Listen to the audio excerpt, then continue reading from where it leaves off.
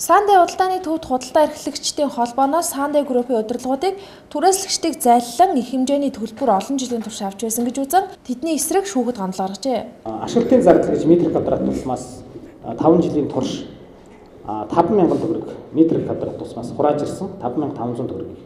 Энэ нь яг үгээр зэрэг бодит зардал бол ашиглалтын зардал юу орж байгаа гэхээр хамгаалалт мөн одоо цэвэрлэгч одоо цэвэрлэгээний үйлчилгээний хөлс мөс дулаан цахилгаан гэдэг бүх одоо зардлууд орж байгаа. Гэтэл бодит зардал нь бол 1800 төгрөгийн тооцоо гарч байгаа.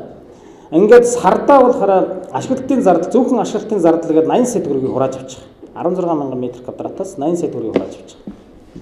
Гэтэл энэ 80 сая төгрөгнөөс яг бодит зардал нь бол бид нар бол одоо тэр тухайн Улаанбаатар цахилгаан суулжих станц, түгээх станц, тэгээд дулааны цахилгаан станц бүх одоо тэр цэвэрлэгээ хамгаалтын албад малбадтай нь уулзаж гэрээ контрактууд бүгдийг үзсэн. Энэний үндсэн дээр бодит зардлыг гаргахад бол сарда 32 сая төгрөгийн л бодит зардал гарч байгаа. Гэтэл одоо Сандаа Плаза худалдааны төвийнхэн бол өөрсдийнхөө талбайг зарчхаар тэр барилга болсон эзлүүд дараа нь буцаагаад ашиглалтын зардал нэрийн дор сар болгон 50 сая төгрөгийг хувьдаа заршдаг.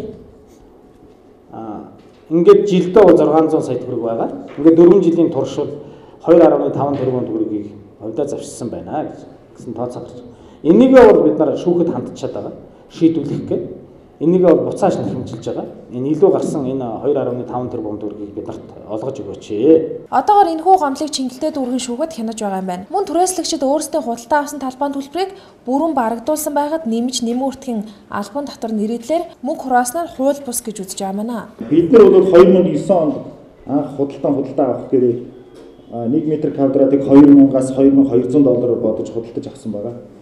Тэгээд энэнийг 2009 онд анх худалдаж авсан хүмүүс 2011 он хүртэл үйл хөдлөлтийн гэрчлэгээ гаргахтай холбогдох бичиг баримтыг бол энэ группээс шаардсан байна. Энэ 2 жилийн хугацаанд ямар нэгэн шалтгаан тооцсны 2 жил гаруугийн дараа та нар бол нэмүүртгийн албан татвар гэдэг татварыг бол манай байгууллага худалдаж авсан үнийн дүнгийн 10% тэнцэх мөнгийг бол манай байгууллага тушаа.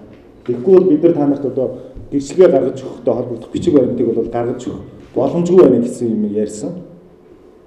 Тэгээ энийг нь бол бид нар бол аргагүй ирэхэд одоо зарим хүмүүс бол төлөөд үйл хөдлөх хөрөнгөхийн гэрчлэгийг бол гаргуулж авсан байдаг. Одоо Монгол улсад мөрдөж байгаа нэгэн бодол бүртгэлийн тухай хуулинд бол нэмүүртгийн албан татварыг бол тухайн улиралдаа нэмүүртгийн албан татварынхаа тооцоог хийж татварын ерөнхий газар тайлагнаж тушаасан байх хэрэгтэй байдаг юм байна.